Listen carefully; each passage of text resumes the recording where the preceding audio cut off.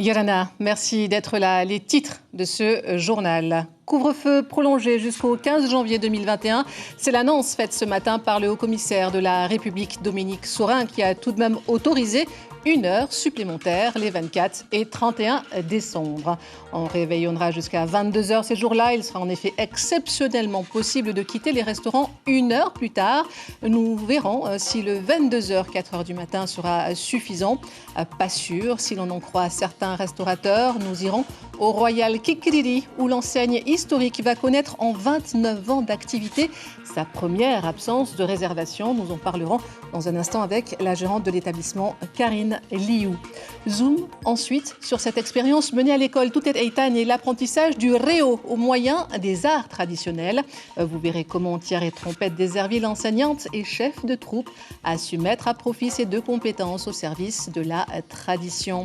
Un patrimoine qui ne se limite pas au son et au pas. Le lagon regorge de trésors naturels. Nous verrons comment les petites mains d'artisans d'Anne à fond pour les sublimer dans leur nouveau faré. Mais d'abord, la phrase du jour prononcée par le haut-commissaire de la République, Dominique Saurin.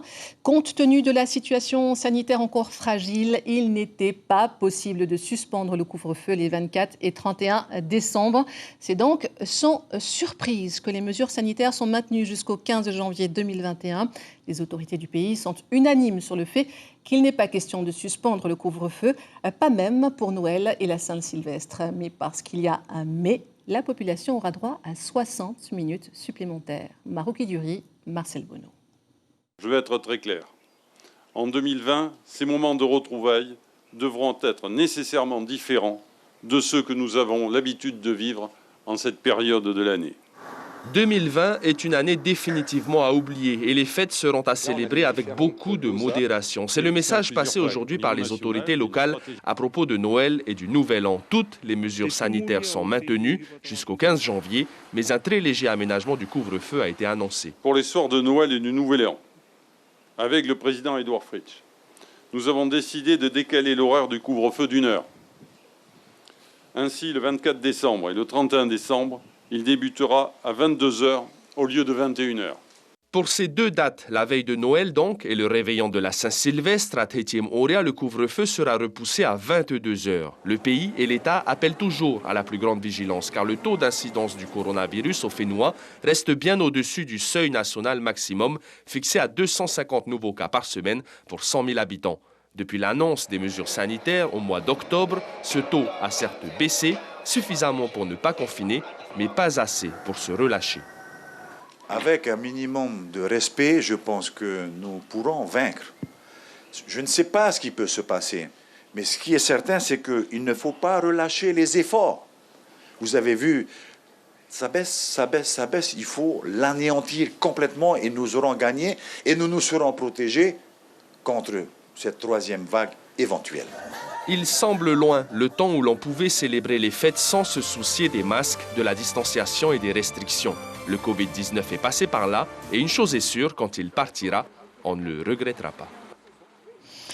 Et on notera que le Covid a fait 91 victimes à aujourd'hui. 51 personnes sont actuellement hospitalisées. 84 nouveaux cas répertoriés, ce qui porte à 15 618 cas depuis le début de cette pandémie polynésienne.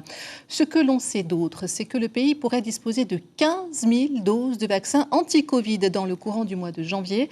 Parmi les 7 500 premières personnes destinataires du remède, le personnel de santé. La campagne de vaccination généralisée devrait-elle débuter courant du premier semestre 2021. Les doses de vaccins arriveront progressivement via la commande nationale. C'est ce qu'a confirmé le président du pays. Nous allons vous dévoiler dans les jours à venir les centres de vaccination qui correspondent en fin de compte là où sont présents nos dispensaires, nos infirmeries tout autour de l'île, voire même pour certaines doses dans les îles et surtout à Montréal, voire aux îles sous le vent, parce que les îles sous le vent, effectivement, nous suivons de près l'évolution de la maladie là-bas. Mais oui, nous avons je pense que ce sera lors d'une conférence de presse du début du mois de janvier.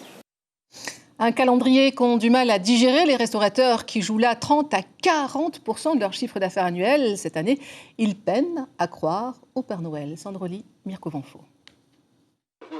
Ils étaient encore dans le flou, ne sachant pas s'ils pouvaient ou pas lancer un programme de réveillon. Le président du syndicat des restaurateurs se dit déçu à l'annonce de la prolongation du couvre-feu jusqu'au 15 janvier. C'est le mois où normalement tous les repas de fin d'année des entreprises sont organisés. Avec les restrictions de 6 personnes, on a perdu ce chiffre d'affaires-là, puisqu'on ne peut pas organiser de repas d'entreprise dans les restaurants. On espérait au moins pouvoir sauver les soirées sur les 15 derniers jours de l'année. Manifestement, ce ne sera pas le cas. Le secteur de la restauration est particulièrement touché et les mesures d'accompagnement proposées ne sont pas suffisantes. En ces temps difficiles, Charles a dû se séparer de 5 de ses salariés et a vu son chiffre d'affaires baisser de 62%. Cette année, le Père Noël ne fait pas de cadeaux. Je suis toujours enfant dans l'âme, mais je crois toujours au Père Noël. Et j'ai cru, du moins, au Père Noël pour le couvre-feu, à savoir que peut-être que au moins pour Noël, qu'il soit levé et mieux encore pour le 31 décembre. Les autorités ont repoussé d'1 heure le couvre-feu à 22 heures, exceptionnellement pour les réveillons de Noël et du jour de l'an. Ça change rien, c'est quoi, 1 heure de plus, c'est bien quoi. Les gens quoi, ils viennent à la fête, mais le 24, ils vont rentrer à 10h et 6 minutes la fête. Donc c'est pas intéressant. Quoi. On arrive à travailler tout de même. On n'a plus qu'à suivre les gestes barrières et les mesures qu'on nous a indiquées. Pour les fêtes de fin d'année, beaucoup préfèrent rester sagement chez eux. C'est vrai qu'on est en pleine fête en ce moment.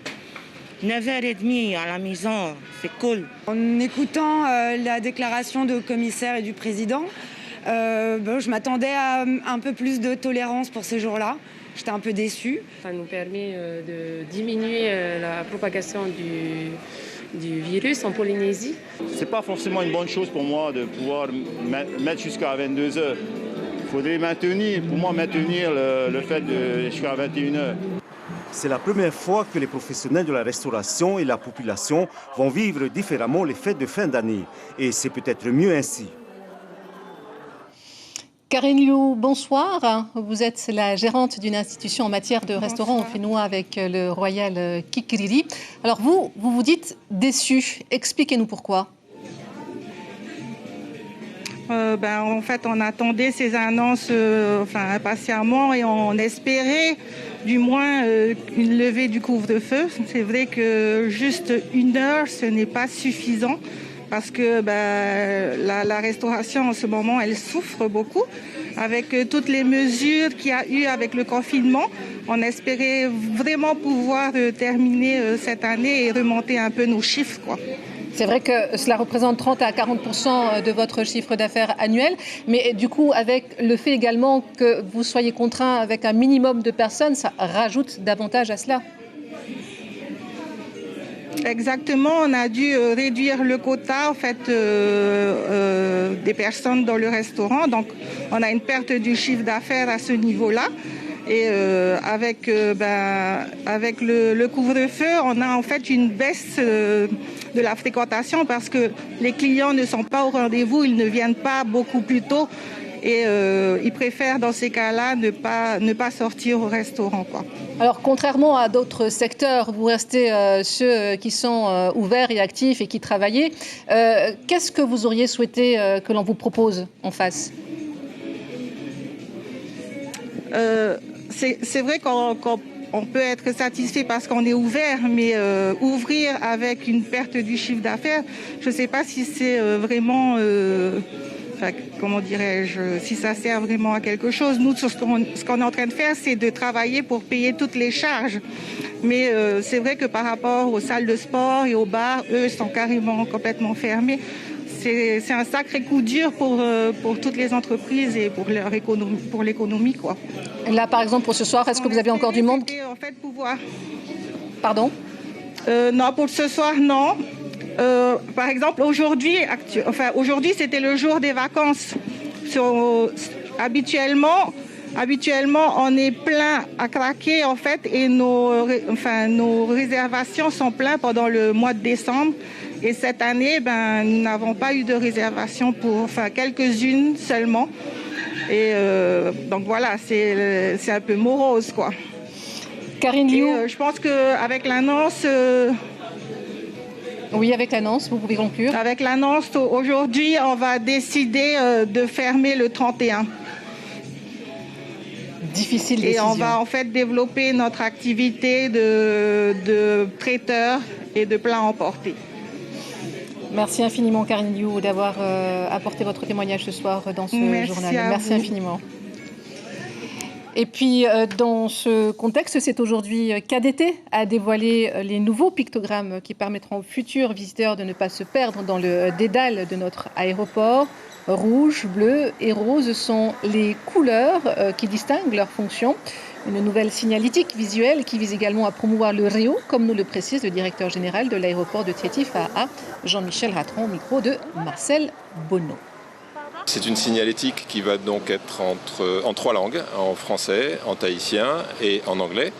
Alors nous avons souhaité déployer cette nouvelle signalétique parce que l'aéroport de Tahiti est un aéroport à la fois international et domestique et nous souhaitions mettre en valeur la langue tahitienne et assurer son rayonnement à la fois bien sûr dans les îles mais également auprès de la population des visiteurs internationaux qui viennent à Tahiti. Un mot de social, une fois n'est pas coutume, l'école Saint-Hilaire de Faa a reçu le père Christophe. Les enfants de l'école se sont mobilisés et ont fait don de nombreux cadeaux à destination des SDF de la capitale, des sans-abri auprès de qui le père Christophe intervient quotidiennement. L'occasion aussi de sensibiliser les enfants. On l'écoute au micro de Te Ivaribé. C'est pour nous l'occasion aussi de sensibiliser les enfants, pas seulement à la précarité dans la rue, mais de leur laisser un message pour qu'ils soient attentifs à ceux qui sont près d'eux. Parce que finalement, l'isolement de la rue, c'est souvent parce qu'on est isolé dans le quartier, parce qu'on a un petit trouble psychiatrique ou psychologique, on se moque de nous. Donc tout à l'heure, dans le message, j'ai essayé de leur dire que Noël, c'était faire attention, particulièrement à ces personnes qui sont un peu de côté. Et puis vous le savez, l'apprentissage du Réo Maori peut parfois être un véritable défi entre ceux qui ont honte et ceux qui n'ont pas été aidés par un enseignement mal adapté. Nombreux sont ceux qui ne le parlent pas ou peu. Alors à Pir'e, on a eu une idée, une expérience menée actuellement à l'école Tuter Eitane de Pir'e, celle de l'immersion des tout-petits par les arts traditionnels. On voit cela avec Brigitte Olivier et Te Ivaribé. Allez, rentrez dans le monde de l'éducation. L'accueil est assuré par Tiare Trompette, de son nom de scène, Sandrine Deserville à la ville, qui, quel que soit son patronyme, est une spécialiste des arts traditionnels. Avec le soutien de la mairie comme de l'éducation, elle fait entrer le Réo Maori à la maternelle par le biais de la culture. Une expérience qui, dit-elle, se révèle très positive. Les résultats sont probants, c'est-à-dire que les enfants parlent mieux, les enfants acquièrent du vocabulaire, on va dire, adapté et surtout s'intéressent à notre culture et ont envie de la partager. Ceci s'appelle un projet d'action éducative innovant. Il a débuté à la rentrée d'août et s'adresse aux tout petits, une manière ludique et amusante de s'immerger dans la langue. Les enfants sont capables, parce qu'ils ont du potentiel, donc ils sont capables d'apprendre le tahitien au travers des chants et de la musique. Et grâce aussi à l'accompagnement des enseignants au sein de leur classe, mais aussi en collaboration avec l'intervenante qui est une artiste, Madame Outoumata Veiraroa.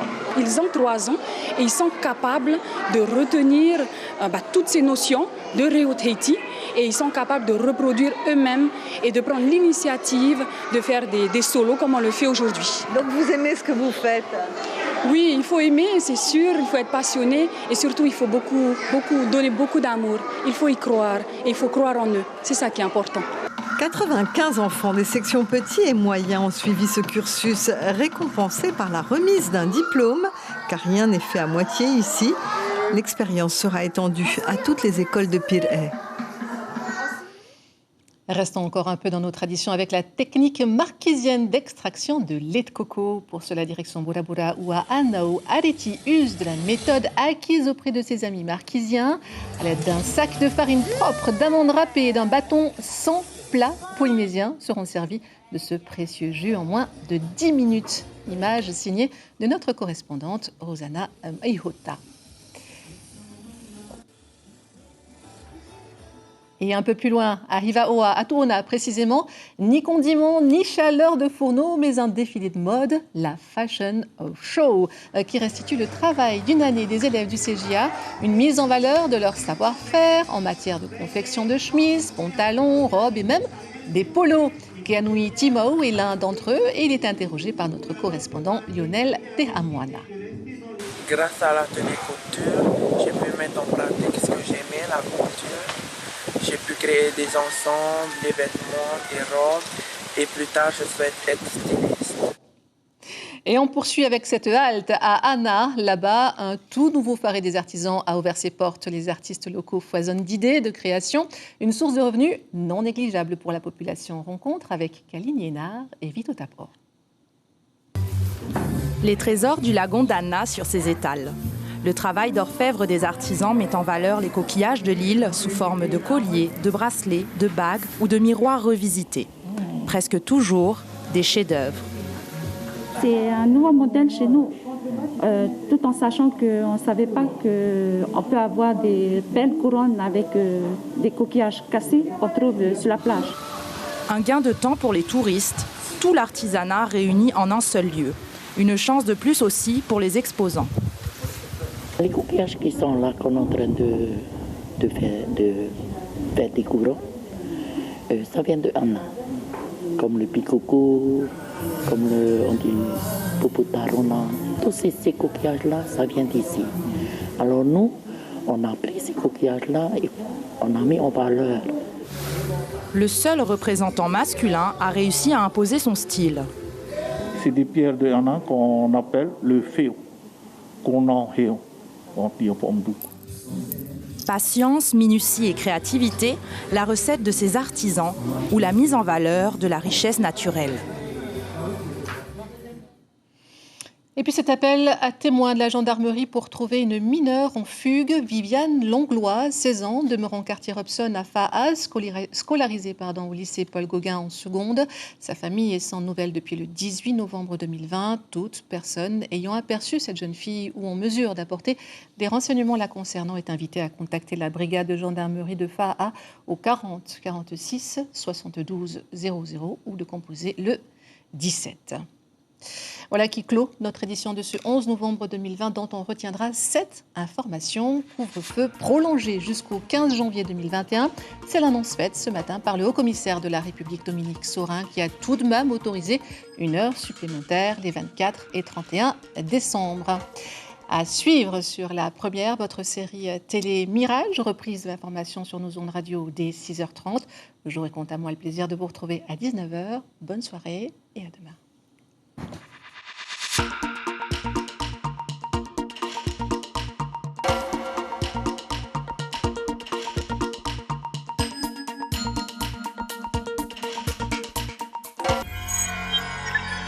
Retrouvez ce programme en replay sur notre site internet